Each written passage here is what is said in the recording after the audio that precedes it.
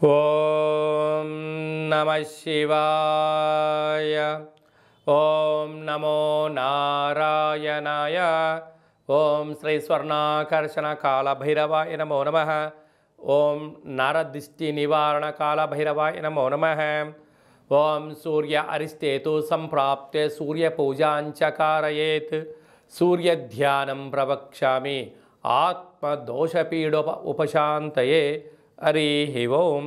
మా ఛానల్కి స్వాగతం. చూస్తున్న వీక్షకులకు ప్రేక్షకులకు ప్రియ కాళభైరవ భగవద్బంధులకి స్వాగతం పలుకుతూ మమ్మల్ని ఎంతగానో ఆదరిస్తూ ఉండబడినటువంటి ప్రియ సోదరీమణులకు సనాతన ధర్మ వీక్షకులకు ప్రేక్షకులు సంరక్షకులు అందరిపైనను సూర్యభగవానుడి యొక్క ఆశీస్సులు ఉండాలని కోరుకున్నాం.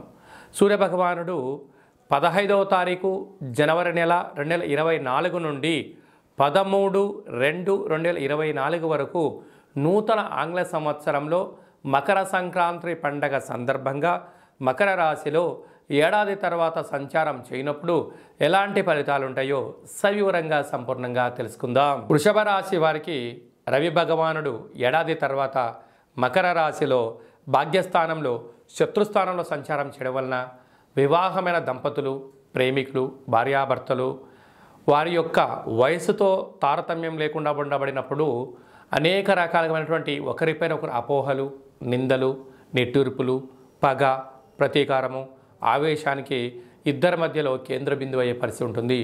ఇలాంటి కాల సమయంలో మౌనం ధ్యానం ఆధ్యాత్మికత ఆలోచన అన్నిటికన్నా పదునైనటువంటిది నోటిలోంచి వచ్చే మాటలు కనుక పదునుగా మాట్లాడకుండా పౌరుషంగా లేకుండా మంచితనంతో ఇద్దరి యొక్క అభిప్రాయాలని గౌరవించుకోగలిగితే పచ్చడి సంసారంలో పూలవనం లాంటి మీ జీవితం బాగుంటుంది.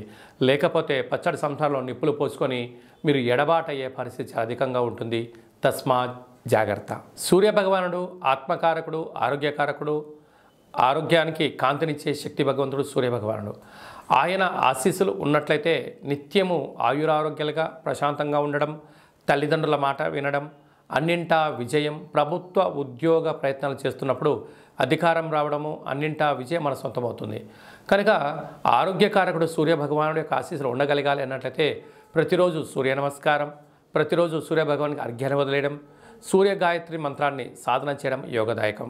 మీరు ప్రతిరోజు ఆహారం తినేటువంటి కాల సమయంలో గోధుమలతో కూడుకున్న ఆహారాన్ని భుజింపచేయడము, అలానే గోవులను గోమాతకు ఆహారంగా ఏర్పాటు చేయడము, పక్షులకు చేపలకు గోధుమల్ని చల్లడం వల్ల యోగదాయకం.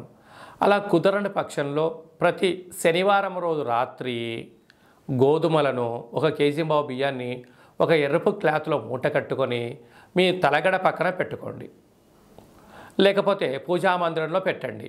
మరుసటి రోజు అంటే శనివారం రాత్రి పెట్టారు, ఆదివారం అంతా ఉంది, ఆదివారం రాత్రి కూడా మన ఇంట్లో ఉన్నాయి. సోమవారం పూట ఉదయం స్నానం చేసిన తర్వాత సూర్యభగవానునికి నమస్కారం చేసుకొని మీ మనసులో ఉండబడినటువంటి కోరికలు నెరవేరాలని, అనారోగ్యం తొలగిపోవాలని, ఐశ్వర్యం ప్రసాదించాలని ఈ మూటను తీసుకొని వెళ్ళి నవగ్రహాల్లో సూర్యభగవానుడి దగ్గర 6 మార్లు ప్రదక్షిణ చేసి ఆయనకు గోధుమలతో అభిషేకం చేయండి, యోగదాయకం. కుదరలేదు ప్రవహించే నీటిలో సమర్పించండి, కుదరలేదు గోమాతకు ఏర్పాటు చేయండి, అంతా మీకు మంచే కలుగుతుంది.